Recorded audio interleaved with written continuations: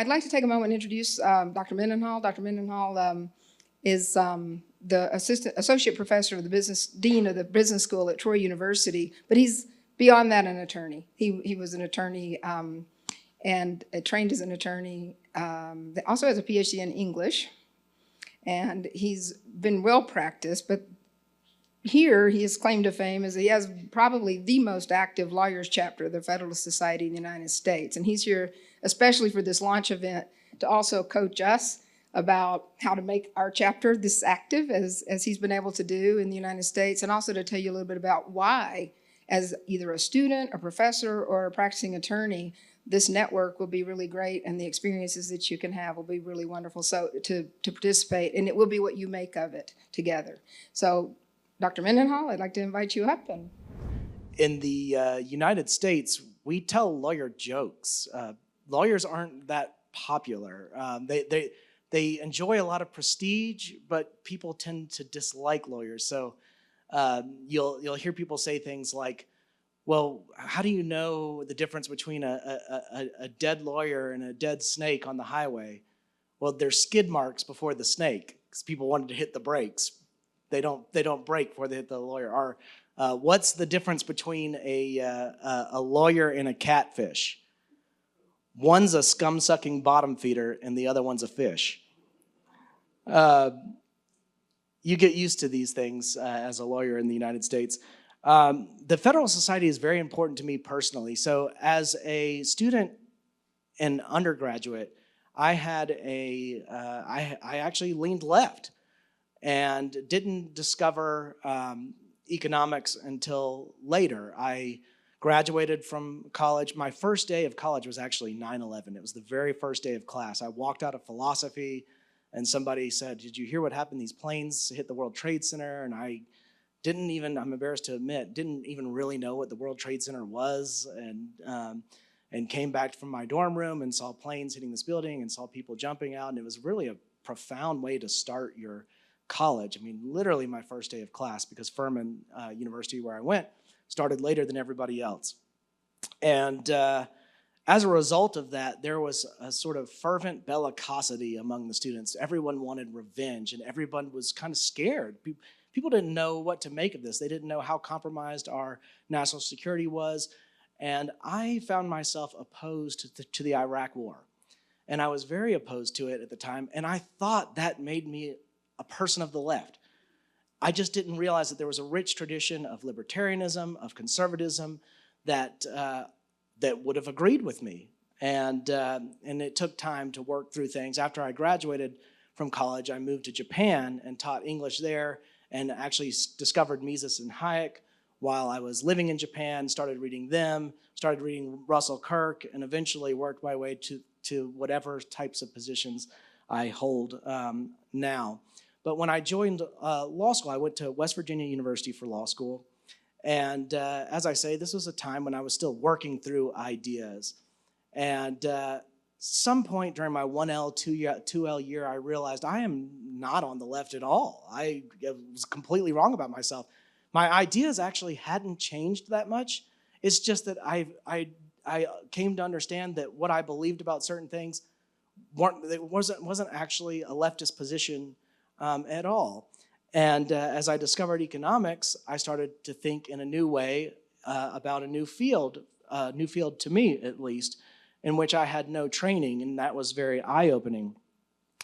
And the opportunity arose to start a Federalist Society chapter at that law school, which at the time did not have a law school chapter. And I had two friends. Their names were Dan Casto and Matt Clark. And the Federalist Society reached out to one of the three of us, maybe all three of us, I don't remember, the details are hazy because it's been a while, about starting this chapter. And we decided to do it. So we founded a chapter there, and we brought together new students, and we started inviting speakers. And that's how the chapter at West Virginia University College of Law started. Then I went on and I did more school, and I practiced law in Atlanta. And I was practicing law in Atlanta and trying to get my PhD at the same time. And for those of you who've practiced law, you know that billing hours and writing dissertation are not compatible activities. There's just not enough time to bill hours, keep your clients happy, and write a dissertation. And I had an opportunity to move to Alabama to be a staff attorney for the Chief Justice of the Alabama Supreme Court. So I jumped on that opportunity. I was getting my PhD at Auburn University, which is in Alabama. And so I was able to live in Auburn, very close to my dissertation committee, but also close to my job. And it was a wonderful arrangement. I finished my PhD during that time. But I learned shortly into the job that the Montgomery chapter had died out. So Montgomery, Alabama is the capital of the state, and it had enjoyed a robust chapter for a long time. The Attorney General, Bill Pryor, who had been nominated to federal court, he's now still an 11th Circuit judge. He's one of the feeder judges, a judge that sends his clerks up to the Supreme Court. So many people who clerk for Pryor go on to clerk for Justice Thomas, for instance. Well, when he was Attorney General, this chapter was robust, it was active, but it had since fallen away when Judge Pryor sat on the bench. He moved to Birmingham. One of his successors left to go work for the Heritage Foundation, and then somebody else took over after him and basically held no events after that. And so the chapter died out, and I said, well, I've done this once. Why can't I do this again? So in June 2013, I founded our Federalist Society chapter in Montgomery, and we have had monthly luncheons ever since then. And what I like about these is that, Edmund Burke talks about little platoons, and Alexis de Tocqueville, having visited the United States in the 19th century, observed the mediating institutions, the small associations, the civic life that really defined the American experience. And there's not a lot of that left in the United States. We sort of live in this managerial, bureaucratic state. The administrative agencies have their tentacles in everything. And as a result, civic life has been on the decline. But there are exceptions, and I think our Federalist Society chapter is one such exception. We get together, as I say, every month. This month we're doing a dinner on the 24th, and we're having a panel. We're having 2 medical doctors participate with a foster care worker and a law professor to talk about an issue of in vitro fertilization, which is hot on the election trail right now. And it's a big issue in Alabama because there was an Alabama Supreme Court decision that was handed down about a year ago that was fairly controversial. So it's an important topic. And what ought we to be doing when we have important topics facing us in our civil discourse? We should be talking about them, and we should be bringing together the experts to really inform us about those issues. And that's why we're having medical doctors come in to give us a medical perspective. This is somewhat unusual for us. We haven't quite done that. We've had non-attorneys come in. For example, we've had historians come in and talk about the Second Amendment and things like that. But this is our first sort of medical meeting, so that will be exciting. The other thing that's interesting about the Federalist Society, and Jesus Maria, you did a great introduction. You probably said some of the things that I was planning to say, but the Federalist Society was founded in 1982, primarily at Ivy League institutions for students. But now it has lawyers chapters. I think there are over 70,000 lawyers who are members in the United States of the Federalist Society. And then another 20,000 between faculty and students and sort of other members who are non-lawyers who still join the Federalist Society, because the Federalist Society won't turn away your money. If you want to join it and you're not a lawyer, guess what? They'll let you do it. They'll take your check. But the Federalist Society's motto is that the state exists to preserve freedom, the separation of government powers is central to our Constitution, and that it is emphatically the province and duty of the judiciary to say what the law is, not what it should be. So in the 1980s, textualism and originalism were just nascent theories. They were just starting up. And they were a big reaction to the Warren Court from the 1960s. And people thought, these Supreme Court justices are activist judges. They're making law. And as a response, some scholars and judges carved out new ideas, and they were not fully formed. So in the early ages, you would hear people talk about original intent and originalism. Well, what was the problem about original intent and originalism? Well, a legislature consists of numerous people with multiple perspectives who are voting for several reasons. And so it's a fiction to suggest that a legislative body could have some sort of single intent. A legislature does not have an intent. So to get around this problem, scholars started thinking, well, we really need to focus on original public meaning. And the reason why this is important is because it is to preserve democracy. Because we want to know when our legislature is passing a law, that that law will in fact be respected and observed 5 years, 10 years, 20 years, 25 years down the road. That's the point of the legislative process. But if we think that judges can come in and correct the law as they see fit rather than striking it down, or add to the law, or even promulgate law, then judges are exercising the legislative function, but they don't have the same accountability as the legislative branch, as the people who are voted in. They can't be voted out. There are mechanisms in American law for removing judges, impeachment, and there are state court judges. For example, in Alabama, our judges are elected, so you can vote them out. But judges aren't supposed to be exercising the legislative function. They're not supposed to be making law. That's actually anti-democratic. And so this theory of textualism, this theory of originalism, which holds that the original public meaning is what the law is, gained traction as a democratic theory. So what does original public meaning mean in terms of interpretation? It means when you look at the law, you have to consult dictionaries and reference books and legal textbooks and other cases and other jurisdictions that use the same terms to ascertain how a word was commonly understood at the time it was issued by those who issued it, because words do evolve over time. So a word may have a particular context in 1792, and its meaning may mean something different in 1982. And that's why you need the context. You need to examine the context to understand what was it this legislature was trying to accomplish at the moment that it enacted this particular law. When the Federalist Society first started, the first 20 years probably, it was something of a liability for people to be considered conservative or libertarian. And faculty would say, okay, you can join this thing called the Federalist Society, just don't put it on your resume because that you might not get hired.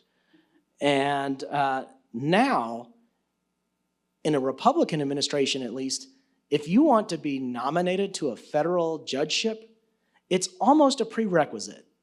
If you have not been a member of the Federalist Society, or if the Federalist Society tells the President of the United States when he asks, hey, this person is nominally a member of the Federalist Society, but doesn't do anything. They just signed up to just have that Federalist Society on their resume. And that's actually the Federalist Society's problem now, is that it's so popular and so influential that it has to, within its membership, distinguish who's actually an authentic member and who's joining just to gain a career advantage, who actually believes in the principles that we teach, and who's just here to ride coattails. And that presents a different problem.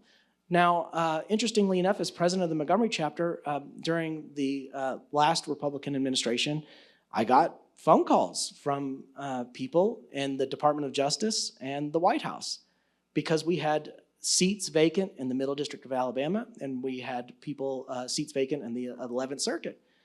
And those questions went along the lines of, hey, this person alleges that he participated in the Federalist Society. What did he do? Did he come to your meetings? Did he do this or that? And in fact, in the examples given, they all did. And actually, the person who was my vice president got nominated to the Middle District of Alabama, and roughly 6 months later, at like the age of 37 or 38, got elevated to the 11th Circuit, which is, this is a lifetime appointment. He gets this job for life, and when he retires, he gets salary for life for this position. It's a very, very important position.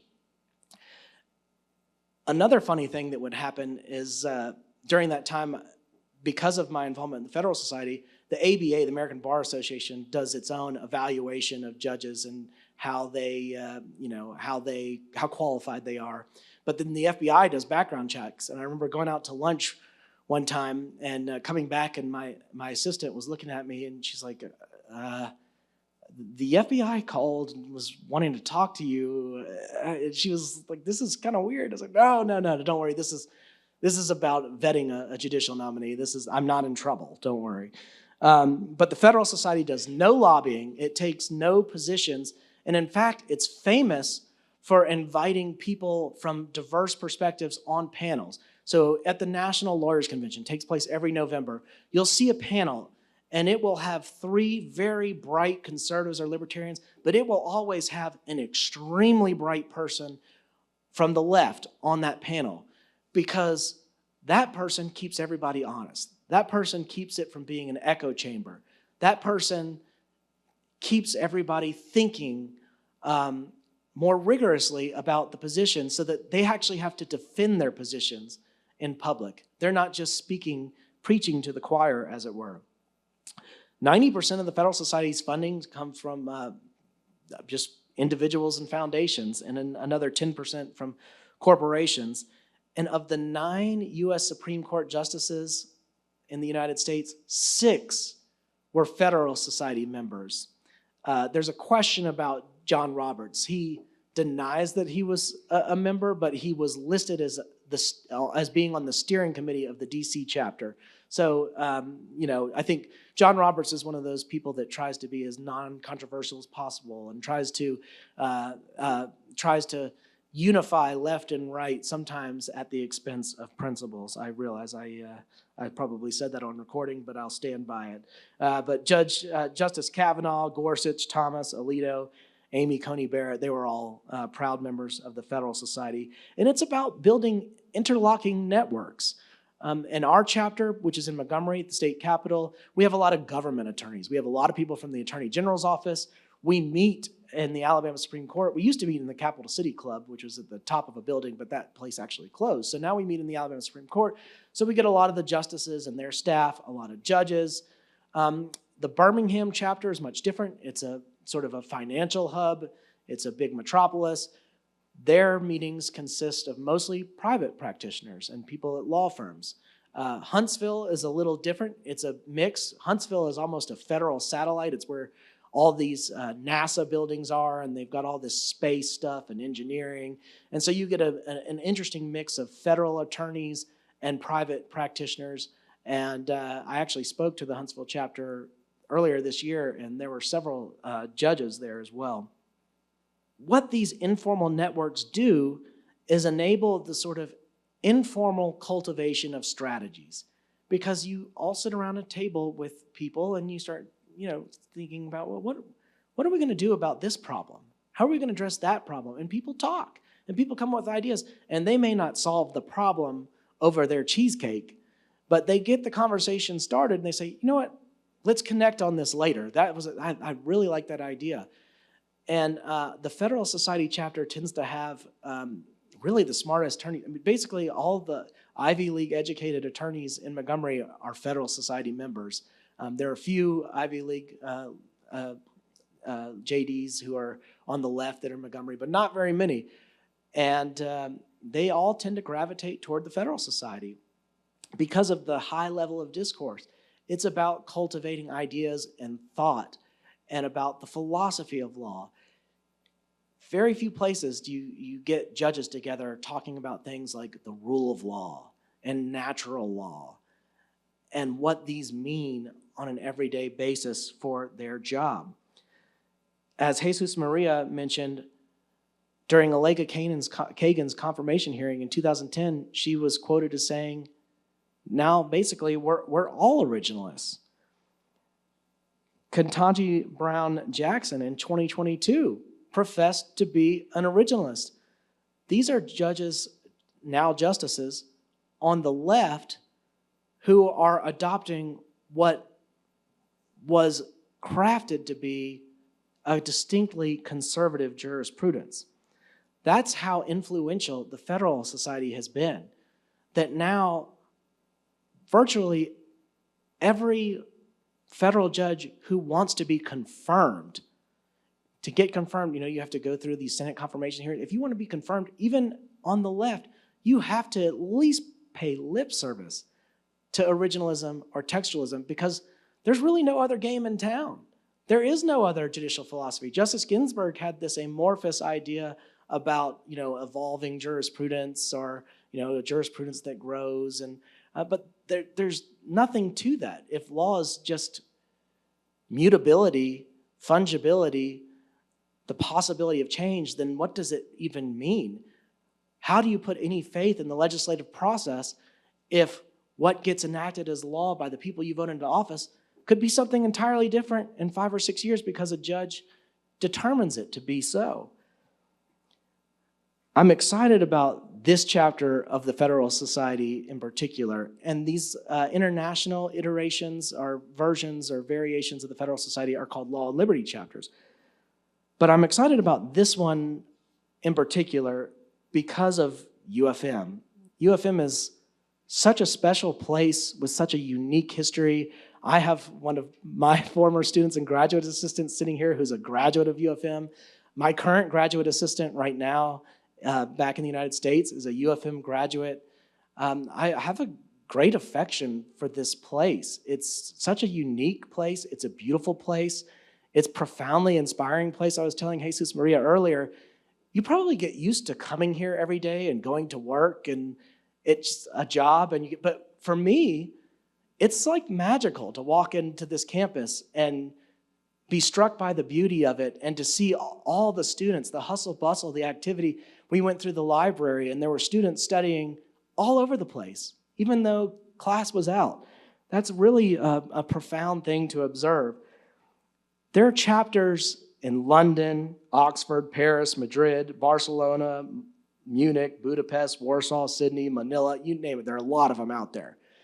But none of them have an anchor like UFM. Oxford certainly isn't UFM. There's a Madrid campus, so maybe y'all can start claiming Madrid, claim your Madrid chapter there. But, there's nothing quite like UFM to be the anchor for this chapter. And you have a law school, and there's such an opportunity both in the academic setting, but also in society writ large through these spaces, because I've seen what the Federalist Society is capable of doing, and it doesn't even have to be the Federalist Society itself. It can be just the purposeful gathering of people. That's how UFM got started. It's exactly how UFM got started.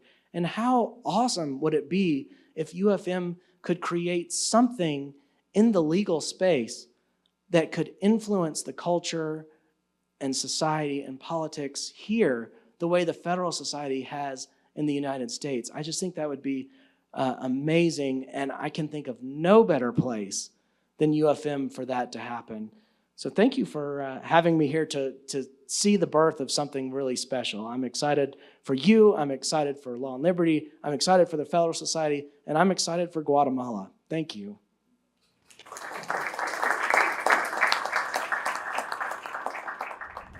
But my question to you is, what role do you think that institutions like the UFM or the Federalist Society can have, especially by implementing the rule of law or defending democracy in a third world country, especially like Guatemala and Latin America?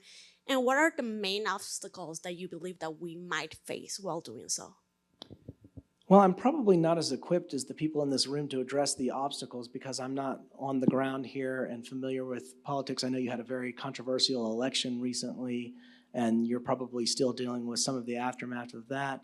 But the Federalist Society is pretty diverse. So in the student chapters, you have typically speakers coming in quite regularly to talk, or students will facilitate debates. And I'll pick sort of a less controversial issue. Let's say they'll pick somebody to take the position that judges should be elected, and they'll take somebody that should that advocates for judges to be appointed, and they'll debate that issue. That's a pretty vanilla issue to throw out there as an example. And I think that encourages reflection, that encourages thought, and I think debate is really, really important. In the United States, debate is kind of breaking down on college campuses. Young people, and not just young people, faculty too, are less capable of maintaining civil dialogue, of being able to disagree constructively. And that's problematic because people tend to gravitate towards the other people with whom they agree, and then they're only having conversations among themselves. And there are opportunities lost in that bifurcation. And I think the Federalist Society's model of facilitating constructive debate ensures that we live in a society that can have fracture, but also conversation, number one, but also can facilitate the advancement of ideas and making sure that people do diversify their perspectives. It doesn't mean that people have to necessarily change their minds, but in order to have a stronger basis for your opinion, you have to subject it to scrutiny. You have to, you have to have your beliefs challenged. And if you can't defend your own beliefs, it's questionable whether you actually even believe them. If you can't defend them, do you actually believe them? It's sort of a thing to think about. Now that's on the student level. On the faculty level, the Federalist Society hosts conferences, so faculty will get together for that. Federalist Society partners with Liberty Fund, and we'll do Liberty Fund colloquia. Faculty are many of the speakers for the student chapters, so some faculty will go from one law school to another. And then there are the lawyers chapters, and there are two sort of versions of that. There are the practice divisions, and these are led by people who are very trusted, longstanding members of the Federalist Society, and they may run a practice group on one particular area of law, let's just say, just hypothetically, intellectual property. And so the Federalist Society Intellectual Property Group will meet for its weekly webinar. And that way, the lawyers in New York can talk to the lawyers in New Orleans and can talk to the lawyers in Miami, and they can all sort of hash out whatever problem they're having with the issue of the day. Then the National Lawyers Convention brings sort of all of these elements together, the students, the faculty, the attorneys, so that they're all in one place, and you get a wide variety of speakers. Senator Mike Lee may speak, and then you may have a Supreme Court justice. I know I've heard Justice Alito speak at meetings before, and then that may be followed by Professor Richard Epstein at NYU or John McGinnis, and it gives you a nice variety to hear all that. We actually had just last Thursday and Friday, we had our Alabama State Chapters Conference. And that's where all the chapters, which are in, there's Birmingham, Mobile, Montgomery, and Huntsville. So we have 4 chapters. But we all came together as a state and had our statewide conference. And all the federal judges show up. And I mentioned that in Alabama, our state judges are elected. So they all show up because if you're not seen there, you risk not getting reelected. But we had practitioners on the panels, we had professors on the panels, we had judges on the panels, and we had one politician, one member of our House of Representatives on a panel. And all of this continues to not just bring people together, but bring people together around ideas, which is important in a society where in Alabama, at least typically to get people to come together like that, you need a football game. And if you don't have a football game, you're unlikely to get that many people in a room for anything else. Maybe a wedding or a funeral. But so it's nice to get people together to actually talk about what really is lasting, what really is more permanent, what will matter in 100 years, 200 years, 300 years, ideas. As much as I hate to admit it, in 300 years, nobody's going to care what Auburn University's football record is this year. Actually, that probably will be a good thing because we're off to a bad start. But the ideas will persist because society is shaped by ideas. First of all, thank you very much for your speech. I'm here currently a first-year law student at UFM. And my question basically, I agree with you that debate, speech, sharing ideas is really important. But I think that the big fear in Latin America, just in general, is the persecution of ideas. In that we see President Lula banning Twitter, former like right now X. We see journalists speaking out on X and being exiled from the country here in Guatemala. We see a big fear of people trying to bring out new ideas that go against the political elite. We see these institutional barriers that prevent you from speaking out, trying to bring rather unpopular ideas.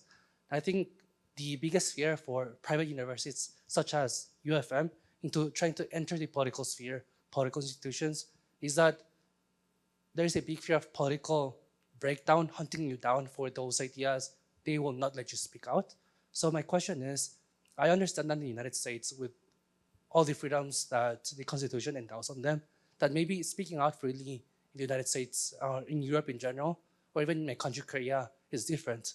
But in developing countries like in Guatemala, at least my fear is that there are possible repercussions that may live on us living in Guatemala for ideas that may or may not be correct. I have no clear judgment on what those ideas may be, for better or worse, good for the country. But I think it's that inherent fear of political repercussion, given the history of Latin America in general, being kicked out, being beaten down on newspapers nationwide. I think that bigger fear is what prevents academics, possible people who can bring positive change to this country, that prevents this type of discourse, prevents this type of interconnectivity that might change, hopefully, the entire region for good. How would you deal with this? Well, thank you for that perspective. That's very profound. I guess I'll say a couple things. The first is that debate is particularly important for a Federalist Society meeting, because when you have different perspectives clashing, nobody can accuse you of having taken a particular position with a meeting. No one can say this meeting was set up to advance this particular agenda. And let people determine for themselves which position they think was better argued. The second thing I'll say is, I guess, a little more stark, which is that I think we all as human beings have an obligation to tell the truth and to say what we believe in. And that sometimes can come at great risk. And unfortunately, not everybody lives in a society that's as free as another society. And so we always have to navigate the landscape in which we live. People have to be prudent, and they have to choose their words carefully. But it's really up to every individual to make a decision for himself or herself what type of person he or she wants to be. When you live your life, which is a very short life, we don't live very long. The time on earth is pretty brief. But when it comes to the end, do you want to be the person who was a coward, or do you want to be the person who pursued truth, facts, reality with all your heart and all your mind? And for me, I've made my decision, and there were times when I did things that were very scary.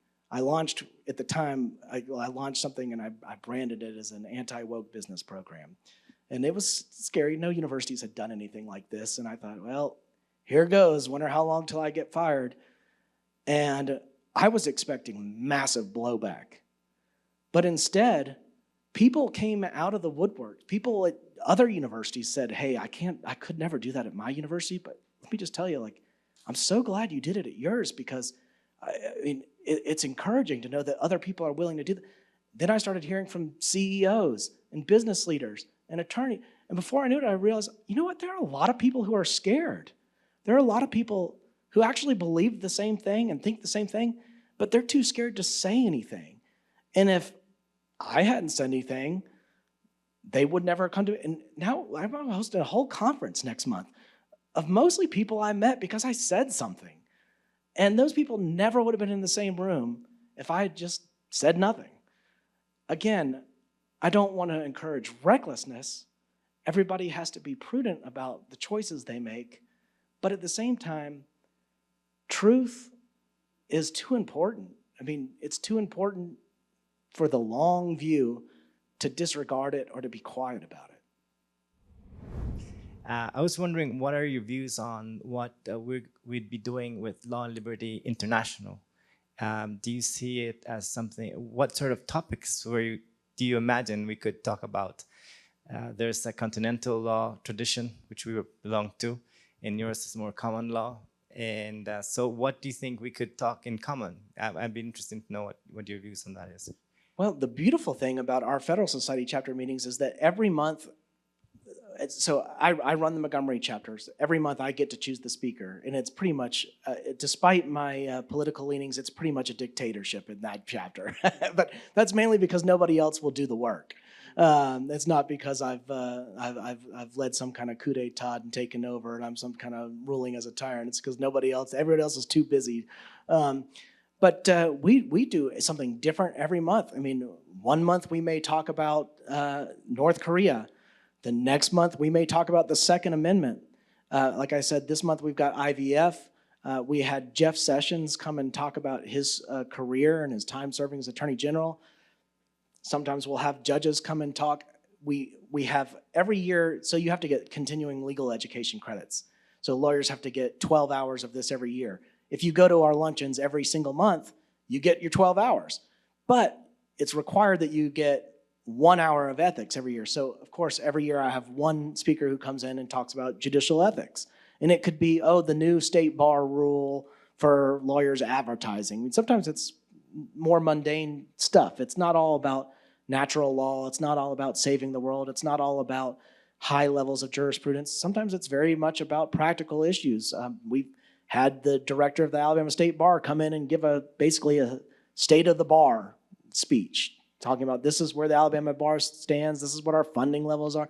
So, I think really any variety of things, anybody who's practicing in a particular area can come and talk about recent developments of the law. Obviously, some of that more high-level stuff should occur, I think, where you're talking about what is it that our judiciary is doing? What are our judges doing right? What are our judges doing wrong? And what types of reform might be possible? I think there's always a place for that kind of stuff. But then, there's also a place for examining what legal education is. We've had multiple talks about what a law school is supposed to be doing. Are law schools supposed to be training up practitioners? Is there more to it? Should the law degree be shorter in the United States? Should it be longer? I mean, these are all things that we talk about. So I think the possibilities really are roughly endless. I mean, the one thing about law that's fascinating to me is it touches every conceivable zone of human activity. There is nothing that a person does that is not in some way governed by law at some level. The law touches every action. And so that being the case, I think the possibilities are pretty much endless. Solo unas breves palabras finales. Agradecerles el que hayan venido. Esto es como remarcar lo que decía el profesor Mendenhall de la cultura de la asociación. No hay nada obligado y mucha gente nos va a ver y se va a interesar en el programa. Vamos a tener una landing page donde vamos a exponer un poco en qué consiste el programa y además pueden registrarse, pedir información y afiliarse. Para el programa creo que también es necesaria la energía, your energy. El profesor Mendenhall hoy viajó de Alabama y está aquí con nosotros, almorzamos y ya vieron cómo está, como que si se acaba de levantar. Entonces necesitamos esa energía para poder seguir discutiendo. Y la cuarta cosa es un poco recordar lo que habíamos hablado en la presentación. Es básicamente un programa que, como han dicho la vicerrectora y el profesor Mendenhall, lo que pretende ser como una especie de club de discusión en el que la gente interesada pueda discutir sobre un tema que quizás, como algunos han expuesto, es parte del declive un poco de la América Latina, la situación del derecho. del Estado de Derecho, de la debilidad institucional, y todo ello conforme a lo que es el ideario básico de la universidad, que es eso, difundir los principios éticos, jurídicos y económicos de una sociedad de personas libres y responsables. El ILLS se llama así, entre otras cosas, por el problema a partir de una pregunta. Es Federalist Society no pega fuera de Estados Unidos. No todos los países son federalistas. Entonces, cada capítulo, y especialmente el de la UFM, que está básicamente ligado a nuestros estatutos, lo que pretende es eso, un espacio pequeño de discusión sobre la cultura del rule of law y sus principios. Así que muchísimas gracias. Thank you so much for your participation, and thank you so much for the Vice President Lino Reilly, and good afternoon. Thank you.